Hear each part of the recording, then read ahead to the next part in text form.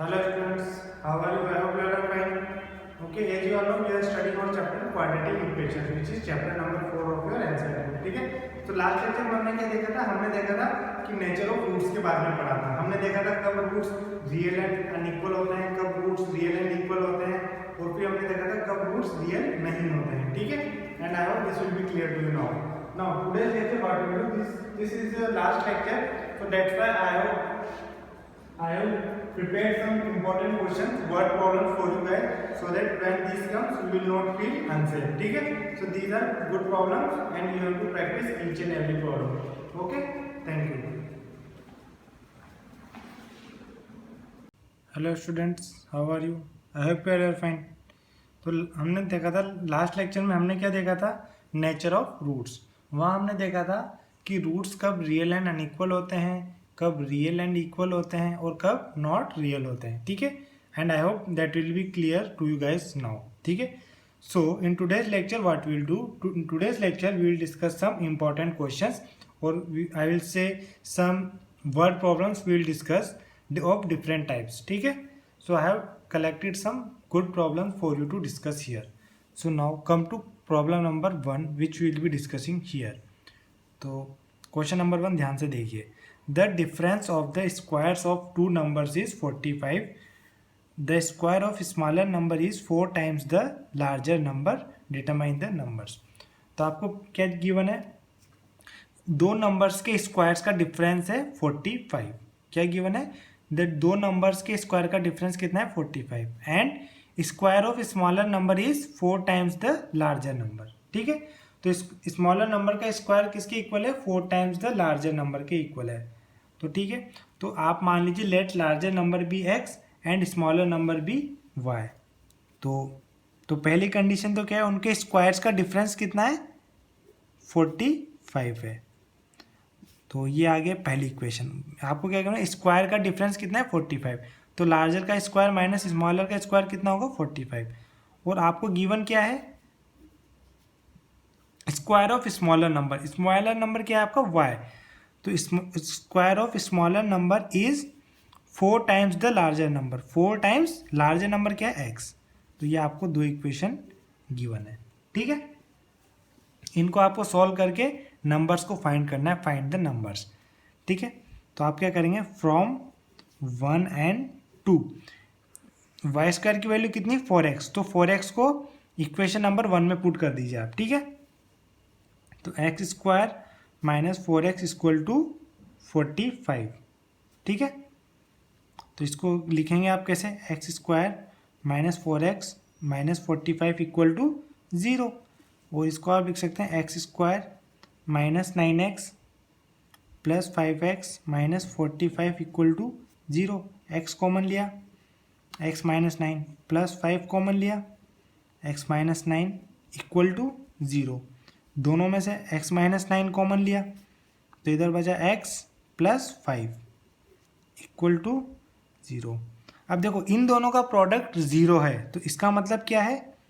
या तो x minus 9 equal to 0 है, या फिर x प्लस 5 इक्वल टू 0 है. ठीक है, तो इससे आपको क्या मिला? x इक्वल टू 9 इससे मिल गया, और इससे मिल गया x इक्वल टू माइनस 5. तो आपको x की कितनी वैल्यूज मिली? 2. x equal to 9 and x equal to minus 5. ठीक है, अब आपके दो केस बनते हैं. केस 1 क्या है? When x equal to 9.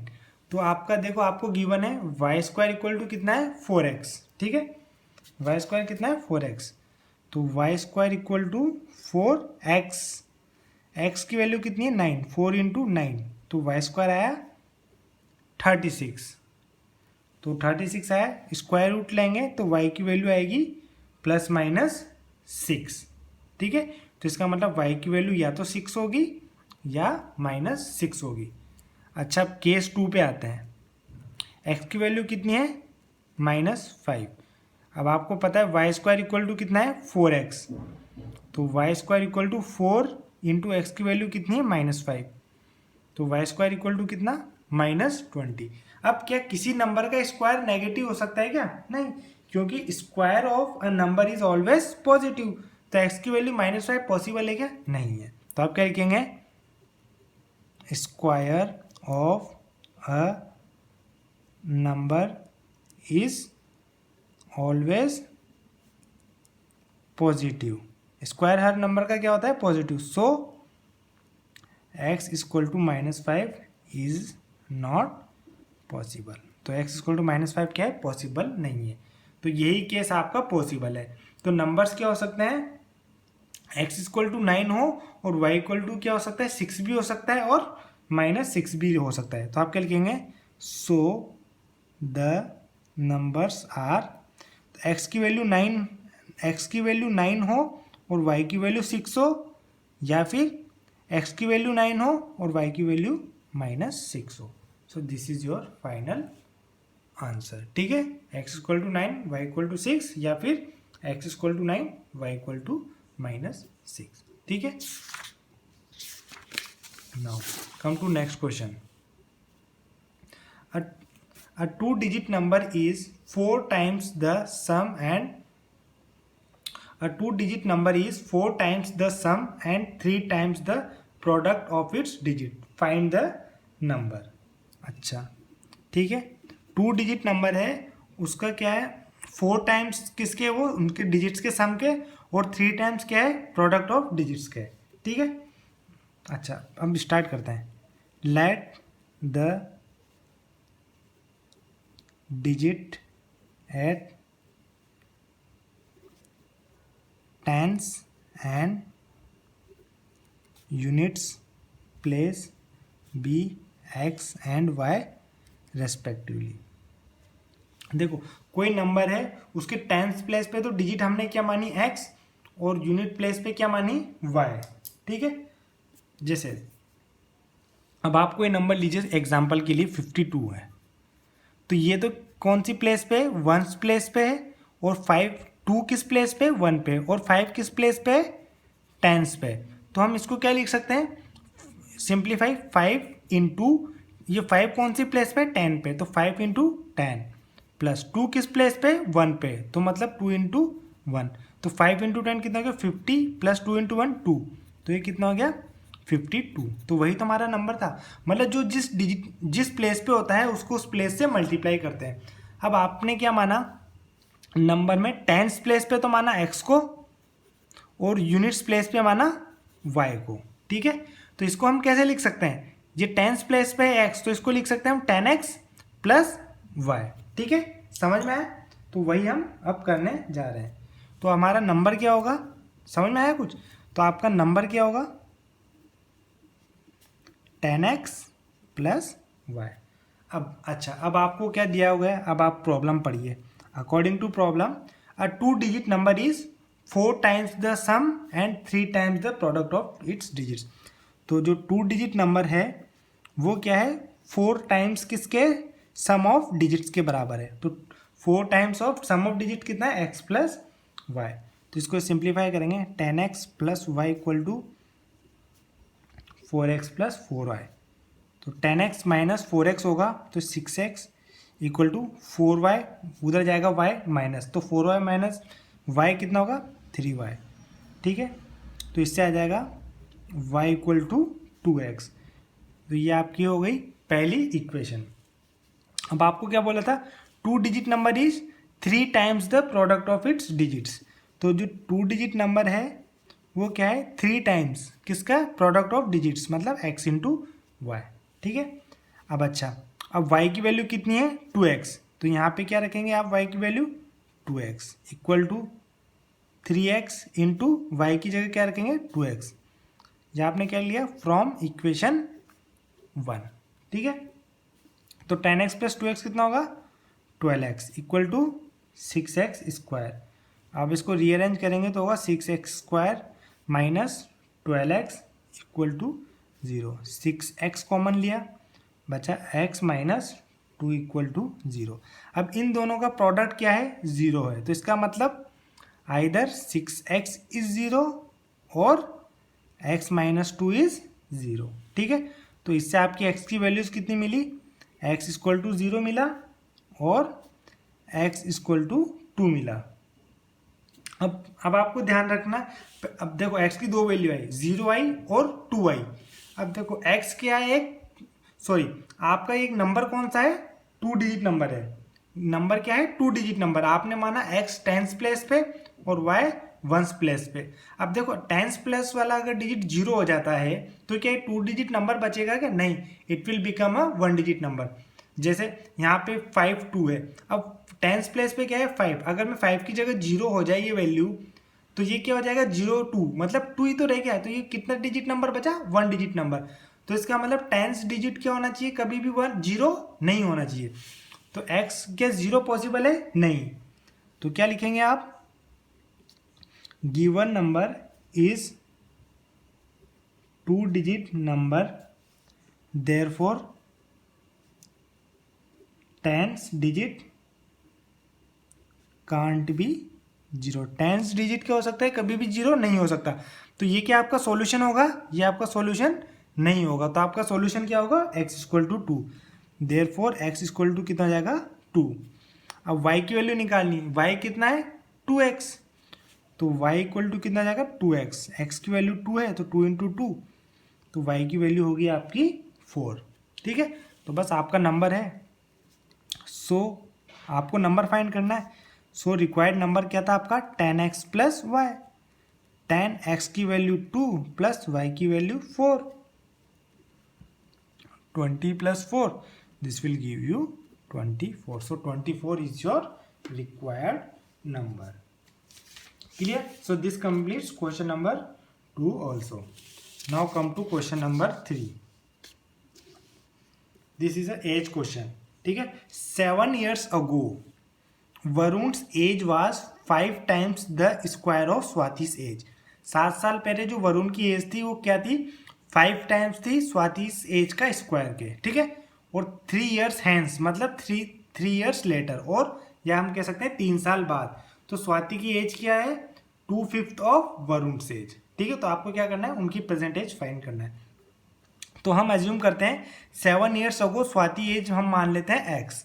7 years अगो स्वाति की एज हम मान लेते हैं x। तो वरुण एज कितनी होगी, तो 7 years अगो आपको बोला है वरुण एज कितनी है, 5 times the square of Swati age. तो स्वाति एज थी x, तो 5 times स्वाति एज का स्क्वायर, तो वरुण की एज कितनी होगी 5x स्क्वायर। ये कब है, 7 years अगो मतलब 7 साल पहले की।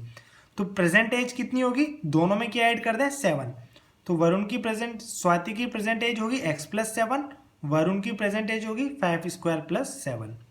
अब प्रेजेंट एज तो आ गई, अब 3 साल बाद क्या होगा, एज उनकी 3 और ऐड कर देंगे। तो स्वाति की प्रेजेंट एज कितनी हो जाएगी, x प्लस 7, सॉरी स्वाति की प्रेजेंट एज तो कितनी है x प्लस 7, तो 3 साल बाद उसकी एज कितनी हो जाएगी x plus 7 plus 3। Similarly Varun की प्रेजेंट एज कितनी है, 5x स्क्वायर प्लस 7, तो 3 साल बाद क्या हो जाएगी 5x स्क्वायर प्लस 7 में कितना ऐड कर देंगे +3। तो स्वाति की 3 साल बाद एज कितनी आएगी x प्लस 10, वरुण की कितनी आएगी 5x स्क्वायर प्लस 10। अब आपको क्या गिवन है, 3 साल बाद 3 years hence Swati's age will be 2/5 of Varun age, मतलब स्वाति की एज कितनी है x plus 10 will be 2/5 of Varun age. Varun age कितनी है 5x स्क्वायर प्लस 10। ठीक है, नाउ ये आपको सॉल्व करना है। तो x प्लस 10 इक्वल टू 2/5, इसमें से 5 कॉमन लिया, x स्क्वायर प्लस 2 बचा, 5 से 5 गया, तो इसको ओपन करेंगे, x plus 10 equal to 2x square plus 4। ठीक है, इसको और अरेंज करेंगे, 2x square minus x, 2x square x उधर जाएगा माइनस एक्स प्लस 4 माइनस 10, तो it will become -6 equal to 0। ठीक है, इसको स्प्लिटिंग द मिडल टर्म करेंगे, 2x square minus 4x plus 3x minus 6 equal to 0। 2x common लिया, x minus 2 plus 3 common लिया, x minus 2 equal to 0। x minus 2 common लिया तो ये बचा 2x प्लस 3 इक्वल टू 0। ठीक है, तो इन दोनों का प्रोडक्ट 0 है, तो it implies x minus 2 equal to 0 और 2x प्लस 3 इक्वल टू 0। तो this will give you x equal to 2 और इससे मिलेगा आपका x इक्वल टू -3/2। तो x कितना है -3/2, पर हम जानते हैं age can't be negative. Age कभी भी नेगेटिव हो सकती है क्या? नहीं हो सकती। So this is your x correct value, x equal to 2 is your correct value. आपको क्या पूछा है? Find their present age. तो स्वाति की प्रेजेंट एज कितनी है? x+7 और वरुण की प्रेजेंट एज कितनी है? 5x² + 7। ठीक है, तो आप क्या लिखेंगे? सो स्वाति's प्रेजेंट एज, स्वाति's प्रेजेंट एज कितनी है? x+7, x किस 2, तो 2 + 7 = 9 ईयर्स। और वरुण्स प्रेजेंट एज, वरुण की प्रेजेंट एज कितनी है? 5x² + 7, तो 5 × 2² + 7 equal to 2² is 4, 4 5s are 20, 20 + 7 is 27 years. So this completes question number 3. It was a good problem actually. ठीक है, now come to question number 4. Vikram wishes to fit 3 rods together. Vikram wishes to fit 3 rods together in the shape of right triangle. The hypotenuse is to be 2 cm longer than the base and 4 cm longer than the altitude. What should be the length of rods? Vikram क्या करना चाहते हैं? 3 roads को fit करना चाहता है right triangle की shape में। ठीक है, विक्रम क्या चाहता है? उसके पास 3 रोड्स हैं, उनको वो राइट ट्रायंगल की शेप में फिट करना चाहता है। ठीक है, हाइपोटेन्यूज क्या है? 2 सेंटीमीटर लॉन्गर है बेस से। जो अब ये तो हम जानते हैं कि हाइपोटेन्यूज क्या होती है? लार्जेस्ट साइड होती है इन राइट ट्रायंगल। तो जो हाइपोटेन्यूज क्या है? 2 centimetre longer than the base है और 4 centimetre longer than the altitude है। ठीक है, तो देखो हाइपोटेन्यूज मतलब बेस से 2 सेंटीमीटर ज़्यादा है और एल्टीट्यूड से कितनी ज़्यादा है? 4 सेंटीमीटर। तो देखो हाइपोटेन्यूज हमने मान लिया x, तो बेस से कितनी ज़्यादा है हाइपोटेन्यूज? 2, तो बेस को हम कितना कम मान लेते हैं? 2, तो बेस को हमने मान लिया x-2। तो वैसे एल्टीट्यूड अल्टीट्यूड से कितनी ज़्यादा है? 4, या फिर हम कह सकते हैं एल्टीट्यूड हाइपोटेन्यूज से कितना लेस है? 4। तो अगर हाइपोटेन्यूज x है तो एल्टीट्यूड कितना होगा? x-4, मीन्स x से कितना लेस हो गया? 4। बस, अब पाइथागोरस थ्योरम में हमें पता है लार्जेस्ट साइड कौन सी होती है? हाइपोटेन्यूज। ठीक है, तो पाइथागोरस थ्योरम हम लगा देते हैं base square plus altitude square equal to hypotenuse square. Simply x-2² plus x-4² equal to x²। Bracket को ओपन करेंगे, x² - 4x + 4 plus x² - 8x + 16 equal to x²। x² से x² कैंसिल हो गया, तो आपको बचा है x² - 8x - 4x is -12x plus 4 × 4 + 16 is 20 equal to 0। तो आप स्प्लिट कर दीजिए, x² - 2x - 10x plus 20 equal to 0। x common लिया, x - 2 -10 कॉमन लिया, x - 2, तो दोनों में से x - 2 कॉमन लिया तो इधर बचा x, इधर बचा -10 इक्वल टू 0। इन दोनों का प्रोडक्ट 0 है, इसका मतलब x - 2 इक्वल टू 0 और x - 10 equal to 0। So it implies x equal to 2 और x इक्वल टू 10। तो x इक्वल टू 2 क्या है? Not possible. ये पॉसिबल क्यों नहीं है? अब देखो x की वैल्यू 2 पॉसिबल क्यों नहीं है, ये हम देख रहे हैं। देखो आपका बेस क्या है? आपका x - 2। अब x की जगह 2 रखेंगे तो बेस की वैल्यू कितनी हो जाएगी? 2 - 2 मतलब 0। तो किसी साइड की लाइन 0 हो सकती है क्या? नहीं।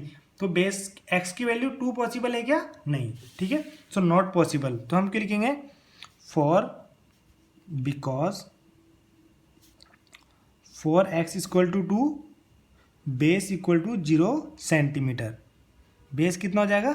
0 centimetre, which is not possible. तो सो x की वैल्यू कितनी आई? 10। x की वैल्यू 10 आ गई तो इसका मतलब हाइपोटेन्यूज कितना आ गया? 10। बेस कितना आ गया? 10 - 2 मतलब 8। एल्टीट्यूड कितना आ गया 10 माइनस 4 मतलब 6, तो 10 8 एंड 6, सो देयरफॉर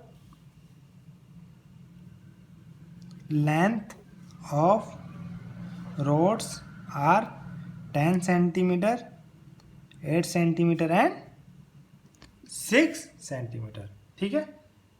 अच्छा, now come to next question, this is last question. ये क्वेश्चन आपके सीबीएसई एग्जाम में आया हुआ है, so it's a good question. ठीक है। आपको क्या गिवन है, the area of an isosceles triangle is 60 centimetre square. Isosceles triangle given है आपको, उसका एरिया है आपको गिवन 60 सेंटीमीटर स्क्वायर, और length of one of its equal sides is 13 centimetre. हमें पता है आइसोसेलेस ट्राइंगल में दो साइड्स इक्वल होती हैं, तो उनकी लेंथ आपको कितनी गिवन है 13 सेंटीमीटर। ठीक है। तो आपको बेस की लेंथ फाइंड करनी है। तो देखो, let A B C be the given isosceles triangle in which A B equal to A C. आपको क्या गिवन है, A B equal to A C, तो ये भी 13 सेंटीमीटर गिवन है और ये भी 13 सेंटीमीटर गिवन है। अब आपको क्या करना है, ए पॉइंट से बेस पर एक परपेंडिकुलर डालना है। क्या करना है आपको, आपको ए पॉइंट से एक परपेंडिकुलर डालना है ए डी, किस पर, बेस बी सी पर। ठीक है। अब आप मान लीजिए बी सी की लेंथ है 2x। ठीक है, बी सी की लेंथ क्या है 2x, तो आप देखेंगे परपेंडिकुलर जब आप डालेंगे तो देखेंगे कि बी डी की लेंथ और डी सी की लेंथ क्या होगी, इक्वल होगी, विच इज x इन और x। ठीक है। तो let B C equal to 2x, तो B D equal to D C कितना होगा x। ठीक है ना, बी डी और डी सी दोनों इक्वल पार्ट्स में डिवाइड हो जाएंगे, या आप आर एच एस कॉन्ग्रुएंसी से भी देख सकते हैं। अब बात करते हैं ट्राइंगल ए बी डी की, ए बी डी। ठीक है, ए बी डी, तो in triangle A B D, तो ए बी की लेंथ कितनी 13 स्क्वायर, तो hypotenuse square equal to A D square plus B D square, तो बी डी की वैल्यू कितनी है x, A D square plus B D square, तो 13 square equal to A D square plus B D क्या है x square. अच्छा, तो इससे आपको ए डी स्क्वायर की वैल्यू निकालनी है, तो ए डी स्क्वायर की वैल्यू आएगी 13 स्क्वायर माइनस एक्स स्क्वायर, तो ए डी की वैल्यू कितनी आएगी, अंडर रूट लेंगे तो 169 माइनस एक्स स्क्वायर। इसको मार्क कर लीजिए इक्वेशन 1। अब आप करिए बात ट्राइंगल ए बी सी की। ठीक है, तो इन ट्राइंगल ए बी सी, किसकी बात करें हम, ट्राइंगल ए बी सी की। आपको एरिया कितना गिवन है 60 सेंटीमीटर स्क्वायर, एरिया कितना है 60 सेंटीमीटर स्क्वायर। तो एरिया ऑफ ट्राइंगल कितना होता है, half into base into height, तो और बेस और हाइट क्या होते हैं आपस में परपेंडिकुलर। तो देखो आप बेस कितना है बी सी और हाइट कितना है ए डी, तो half into B C into A D equal to 60, तो हाफ बी सी कितना है आपको गिवन है, बी सी कितना माना था आपने 2c 2x, बी सी कितना माना था 2x, और ए डी आपने निकाला 169 minus x square, 169 minus x square, ये आपको कितना हो गया 60 के इक्वल, 2 से 2 कट गया, तो आपका बचा x 169 minus x square equal to 60। Square किया आपने तो x square 169 minus x square equal to 3600। ठीक है, अब आपने रीअरेंज किया ब्रैकेट ओपन करके, x की पावर 4 माइनस 169 एक्स स्क्वायर, देखिए आपने ब्रैकेट ओपन करेंगे तो एक्स स्क्वायर को 169 से मल्टीप्लाई करेंगे तो आपका आएगा 169 एक्स स्क्वायर माइनस एक्स की पावर, एक्स स्क्वायर को एक्स स्क्वायर करेंगे तो एक्स की पावर 4 इक्वल टू 3600। तो आप इसको रीअरेंज करेंगे, एक्स स्क्वायर एक्स की power 4 minus 169 x square plus 3600 equal to 0। ठीक है, अब आप क्या करेंगे, स्प्लिटिंग द मिडल टर्म करेंगे, एक्स की power 4 minus 25 x square minus 144 x square plus 3600 equal to 0। X square common लिया तो बचा x square minus 25 minus 144 common लिया तो बचा एक्स स्क्वायर माइनस 25। ठीक है, दोनों में से आपने कॉमन लिया एक्स स्क्वायर माइनस 25, तो इधर बचा एक्स स्क्वायर, इधर बचा माइनस 144 इक्वल टू 0। अब इन दोनों का प्रोडक्ट 0 के इक्वल है, तो इसका मतलब x square minus 25 equal to 0 या फिर x square minus 144 equal to 0। तो this will give you x square equal to 25, this will give you x equal to plus minus 5। तो प्लस माइनस 5 आएगा, पर हम एक्स इक्वल टू प्लस 5 ही consider कर रहे हैं, क्योंकि लेंथ कभी नेगेटिव हो सकती है क्या, नहीं। ठीक है, तो सिमिलरली यहाँ पे भी एक्स स्क्वायर इक्वल टू 144 आएगा, और यहाँ पे भी स्क्वायर रूट लेंगे तो x equal to plus minus 12 आएगा। 144 किसका स्क्वायर होता है, 12 का, तो प्लस माइनस 12 आएगा, पर हम सिर्फ प्लस 12 कंसिडर कर रहे हैं। क्यों, क्योंकि साइड की लेंथ कभी नेगेटिव नहीं हो सकती। ठीक है, तो आपका बेस कितना है, सो बेस आपने बेस कितना माना था, 2x। ठीक है, so base equal to 2x, तो x की वैल्यू क्या आई, 5i और 12i, तो 2 इंटू 5 या फिर 2 इंटू 12। ठीक है, तो हम कह सकते हैं 10 और 24। ठीक है, so this completes today's lecture also. ठीक है, so from my point chapter is complete. ठीक है, मेरी तरफ से चैप्टर कंप्लीट हो गया, अब आप एक्सरसाइज ट्राई कर सकते हैं। ठीक है, in next lecture what will do, will discuss your exercises. ठीक है, थैंक यू।